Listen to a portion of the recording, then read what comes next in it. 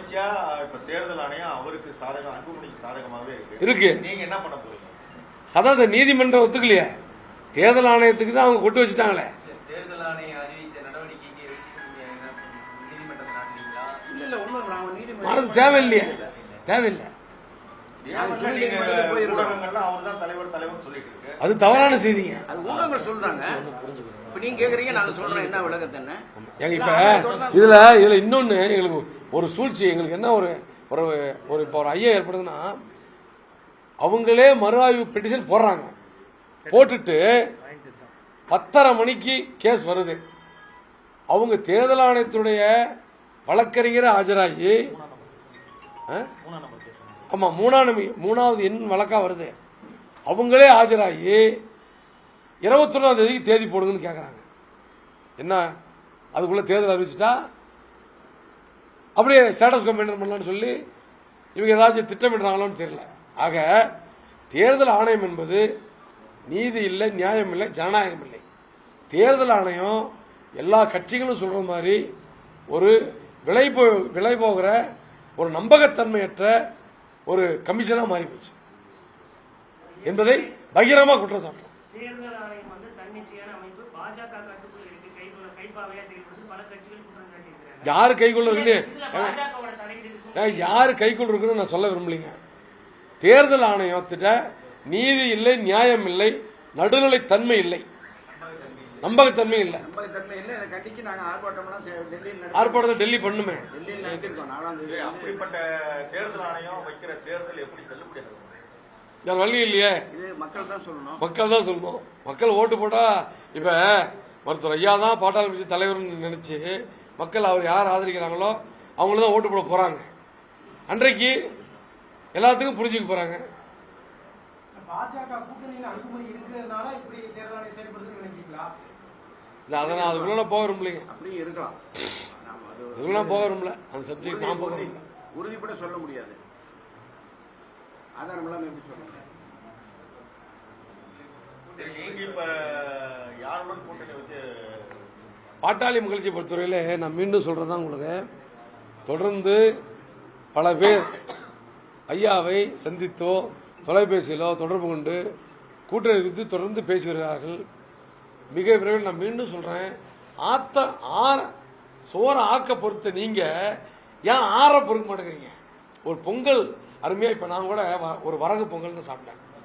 பொங்கலை இறக்கி எங்க அம்மா வச்சிருச்சு, நல்லா செஞ்சு இறக்கி வச்சாச்சு. அது கொஞ்ச நேரம் ஆறுனாதான் சாப்பிட முடியும். இல்லையே, உங்களுக்கு கொதிக்க நாக்கு வந்து போயிடும். உங்களுக்கு அந்த சாப்பாடு கிடைக்காம கீழே தள்ளி விடுறாங்களே நிறைய பேரு. அதெல்லாம் ஒண்ணு வச்சுக்க, பாட்டாளி மக்கள் கட்சி நிறுவனத்தினர் மருத்துவர் ஐயா 46 ஆண்டுகள் அரசியலுக்கு வரலாற்றுக்கு சொந்தக்காரர். தமிழ்நாட்டில் அவருக்கு நிகரான சீனியாரிட்டியில இன்னும் யாரும் இல்லை. அவரை கீழே தள்ளுறதோ அவர் தோக்கடிக்கிறதோ அது எதுவுமே பண்ண முடியாது. அவர் மகன்கிறதுனால அவருக்கு ஆடி பாக்குறாரு, அது காலம் பதில் சொல்லும். நீங்க சிங்கிளா போராடுறதை விட கூட்டணி மூலமா சேர்ந்து அந்த கூட்டணியோட போராட்டீங்களா இன்னும் வெற்றி இருக்குல்ல? அதான் சொல்றேன், ஒரு வாரம் பொறுத்துக்குங்க. தைலாபுரம் தோட்டத்தினுடைய கதவு பூட்டப்பட்டிருக்கிறது. விரைவிலே திறக்கும் பொழுது வருவார்கள், கையெழுத்து போடுவார்கள், உங்களுக்கு முன்னாடி தான் பார்ப்பாங்க. பிஜேபியோட கூட்டணி வச்சா உங்களுக்கு வெற்றி வாய்ப்பு அதிகம் இருக்கு, கட்சி உங்களுக்கு தான் வரும். அதெல்லாம் நான் எதை பத்தியும் சொல்ல, நீ என்ன பேசினாலும் என்கிட்ட பதில் அதே தான் பதில். நீ எவ்வளவு நேரம் பேசினாலும் அதே தான் பதில். கூட்டணி, அதான் நான் மீண்டும் சொல்றதே, மருத்துவர் ஐயா அமைக்கக்கூடிய கூட்டணி தான் வெற்றி கூட்டணி. இதை நான் ஒரு அரசியலுக்காக சொல்லல, உண்மையாக சொல்லுகிறேன். என்ன காரணம்னா, ஒரு வீட்லயும் அப்பா இருக்காங்க, ஒரு வீட்லயும் அம்மா இருக்காங்க. அந்த அப்பாவும் அம்மாவும் ஒத்து பார்த்துட்டு இருக்காங்க. என்ன, ஒரு தந்தைக்கு ஏற்பட்டிருக்கிற அவமானம், இத ஒரு பையன் செஞ்ச மாதிரி நம்ம பையனும் செய்யக்கூடாது அப்படிங்கிறது எல்லா வீட்லயுமே கண்டிக்க ஆரம்பிச்சிட்டாங்க. சொல்ல புரியுதுங்களா?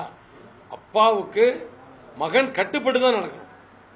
எந்த வயசானாலும், 90 வயசானாலும் 100 வயசானாலும். அதுக்கு உதாரணங்கள் நான் பார்த்தோம். இன்றைக்கு இருக்கிற முதலமைச்சர், அவங்க அப்பாவுக்கு 94 வயசு, கட்டுப்பாடு தான் இருந்தார். முன்னாள் முதலமைச்சர் எடப்பாடியார், அவங்க அம்மா மரணம் அடைகிற வரைக்கும் சனி ஞாயிறு வாரத்தில் ஒரு நாள் அந்த அம்மா கூட போய் கொஞ்சம் குழாவி அவங்க கையால் சாப்பிட்டு வந்தவர். இதுதான். அதே மாதிரி முன்னாள் முதலமைச்சர் எம்ஜிஆர் அவர்கள், ஜெயலலிதா அவர்கள் எல்லாமே என்ன, அப்பாவை மதித்தவர்கள் தான் அதிகாரத்தை பெற்றிருக்கிறார். அப்பாவை மதிக்காதவர்கள் அதிகாரத்துக்கு வர முடியாது, அரசியலில் வெல்ல முடியாது. இதுதான் உலக நியதி. அது இங்கேயும் நீங்க பார்க்க போறீங்க. என்ன செய்தி? நன்றி, எல்லாத்துக்கும் நன்றி.